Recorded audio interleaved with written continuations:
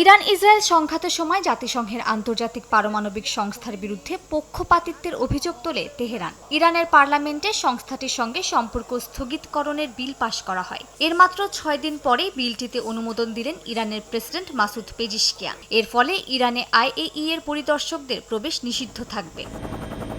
গেল মাসে ইরানের সঙ্গে ইসরায়েল যুক্তরাষ্ট্রের দ্বন্দ্বের জেরে হরমুজ প্রণালী বন্ধ করে দেওয়ার হুঁশিয়ারি দেয় তেহরান। শঙ্কা তৈরি হয় বিশ্বব্যাপী জ্বালানির বাজারে ব্যাপক সংকটের। এবার আরও ভয়াবহ তথ্য প্রকাশ করেছে মার্কিন গোয়েন্দারা। তাদের বরাত দিয়ে বার্তা সংস্থা রয়টার্সের দাবি, যুদ্ধের সময় পারস্য উপসাগরে ইরানি সামরিক বাহিনীর জাহাজে মাইন বোঝাই করা হয়েছিল।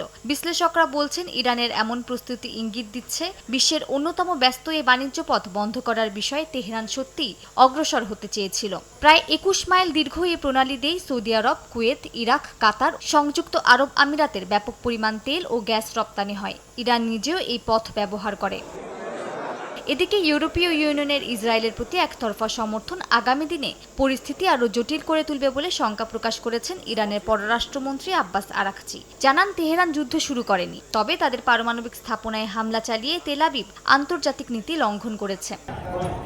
অন্যদিকে ইসরায়েলের বেনগুরিয়ন বিমানবন্দরে ইরান সমর্থিত ইয়েমেনের হাউথি বিদ্রোহীদের ক্ষেপণাস্ত্র হামলার পর প্রতিশোধের হুমকি দিয়েছে তেল আবিব। প্রতিরক্ষা মন্ত্রী ইসরায়েল কাতস হুঁশিয়ারি দিয়ে বলেন, ইয়েমেনেও ইরানের মতো হামলা চালানো হতে পারে। মালিহা সুহরওয়ার্দী, সময় সংবাদ।